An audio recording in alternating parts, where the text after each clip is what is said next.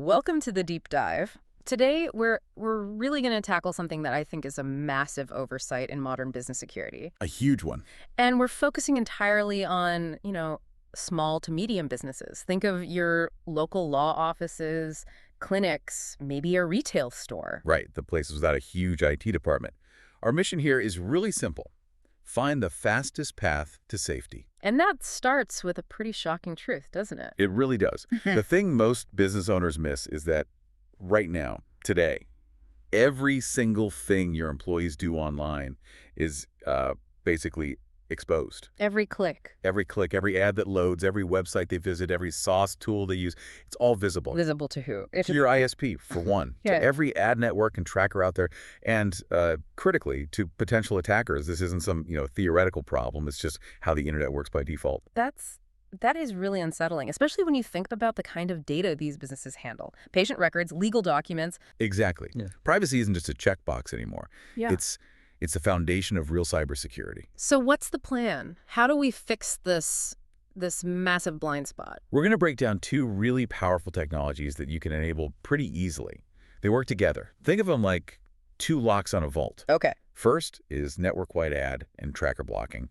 And second, something called encrypted DNS. You might hear it called DH or DOT. And these are things you can just turn on. They're network-level upgrades, so they protect everyone at once and dramatically boost your safety, privacy, and surprisingly, your office's performance. Okay, let's unpack that first one. Ads. I think we all just see them as annoying. Maybe they slow things down. But you're saying for a business, they're a genuine triple threat. A triple threat, absolutely. Let's start with the first risk, which is just pure surveillance. Right. This is way more pervasive than people realize.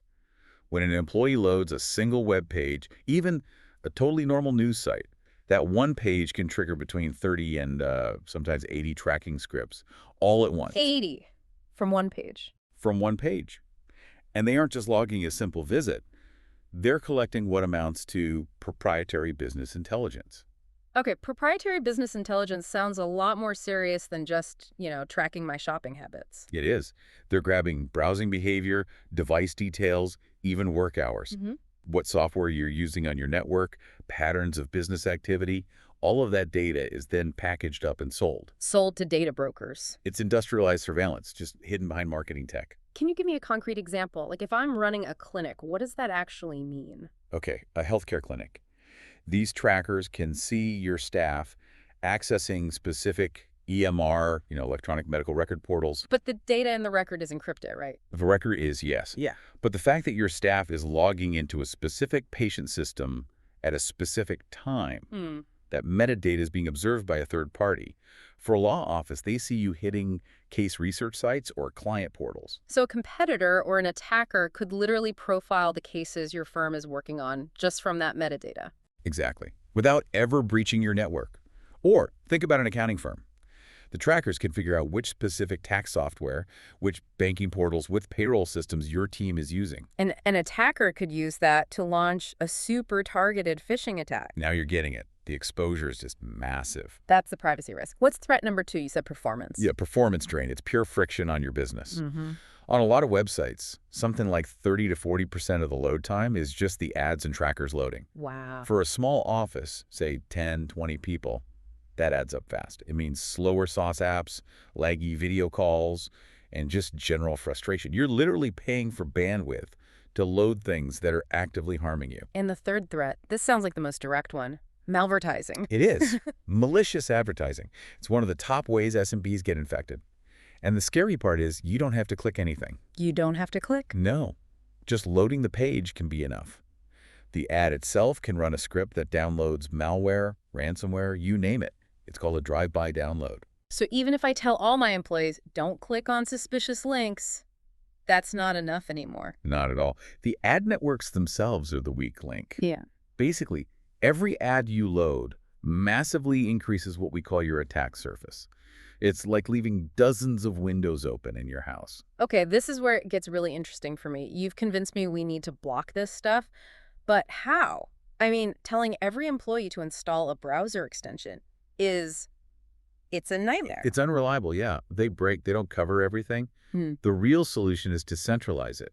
You do it at the network level, right at the router. And because it's at the router? It protects every single device automatically. The laptop, sure, but also the staff's personal phones on the Wi-Fi, the smart cameras, printers, even your point-of-sale systems. Everything. But doesn't that just break websites? My memory of ad blockers is that suddenly half the internet stops working and you're stuck trying to figure out what to whitelist. That's a totally valid concern, and it was true for the older tools. But modern systems are much, much smarter. They use cloud-based threat intelligence. So they're not just bluntly blocking ads. They're blocking known malicious domains, known trackers, compromised ad networks, the stuff that's actually dangerous. So the user experience is better. Much better. It's a set-it-and-forget-it kind of upgrade. You get a faster, cleaner internet, and you've cut out a huge security risk without anyone having to do a thing. Okay, so that's the front door. What about this other thing you mentioned, the hidden blind spot, DNS? Right, the domain name system. Yeah. Think of DNS as the internet's phone book. Okay. Every time your computer wants to go to, say, clientportal.lawfirm.com, it first has to ask the phone book, where's this website? That's a DNS lookup. And the problem is? By default, that question is shouted across the internet in plain text. It's completely unencrypted. Wait, so let me get this straight. The website I'm going to might be secure, with the little lock icon. Correct, with HTTPS. But the request to find the website is totally public. It's like sending an armored car, but you've painted the destination address on the side in huge letters. That's the perfect analogy. And that unencrypted request reveals every single thing your employees do online. And who's watching? Your ISP, for sure. Public Wi-Fi providers. Data brokers. And, of course, attackers who want to do what's called DNS hijacking. Hijacking? What does that mean? It means they intercept your phone book request, and instead of giving you the right address for your bank, they give you the address for their fake look-alike phishing site. And my browser wouldn't even know, would it? It would know. It would connect to the fake site, your employee logs in, and boom, they've got the credentials. It's a terrifyingly effective attack. So the fix has to be encrypting that phone book lookup. Exactly. And that's where DOH and DOT come in. DNS-over-HTTPS and DNS-over-TLS. They basically wrap that request in a layer of encryption so no one can read it or tamper with it. And the benefit for a business owner is? It's instant privacy and security. Yeah. Your ISP can no longer profile your business activities. Attackers can't hijack your traffic. And your remote employees are protected even when they're on sketchy public Wi-Fi. Let's tie this back to compliance. For a law office or a clinic, this seems huge. It is. If you're dealing with things like HIPAA or client attorney privilege, having unencrypted DNS is, well, it's working directly against your confidentiality requirements. You're leaking metadata about sensitive activities all day long. So turning on these features is probably one of the easiest compliance wins you could get. Absolutely. It's a technical fix, not a new policy you have to train everyone on. Okay, let's talk about the false solutions, the things people think are protecting them. Right. We should definitely debunk a few myths. I'll start. Incognito mode. I use that. I think I'm safe. A classic misconception. All incognito mode does is stop your local browser from saving history and cookies. It doesn't stop the DNS leak. Not at all. Yeah. It does absolutely nothing to stop the unencrypted DNS request from going out, and it still loads every single ad and tracker on the page. It's a history eraser, not a privacy tool. Okay. What about VPNs? Everyone says to use a VPN.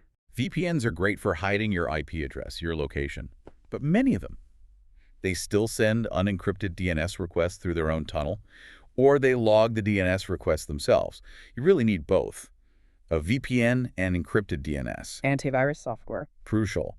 But it's reactive. It deals with malware after it's on your machine. Encrypted DNS and network blocking are proactive. They stop the threat from ever getting there in the first place. And finally, the browser extensions we talked about earlier. Just not enough for a business. They only protect the browser. They do nothing for the apps on your phone, your smart printer, system updates. The only real solution is a centralized one at the network edge.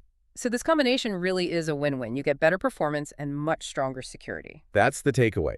You get 20 to 40% faster loading. You get built-in phishing protection. No malvertising, no DNS hijacking, all while getting better privacy. So for the business owner listening who wants this kind of zero-touch solution, what's the practical advice? You should be looking for modern routers or network gateways that have these features built in and are managed from the cloud.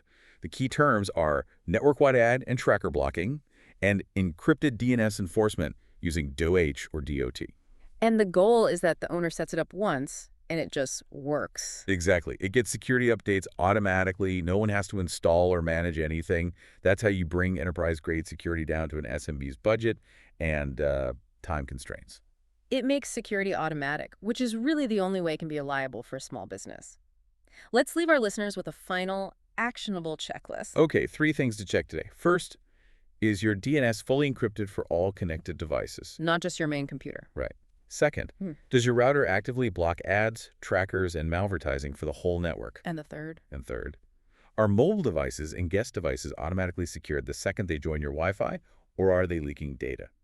If the answer to any of those is no, you have a critical but very fixable privacy gap. It really feels like SMB privacy is the new security. These are simple upgrades that solve huge problems. The value is just undeniable. And I'll leave you with a final thought to chew on.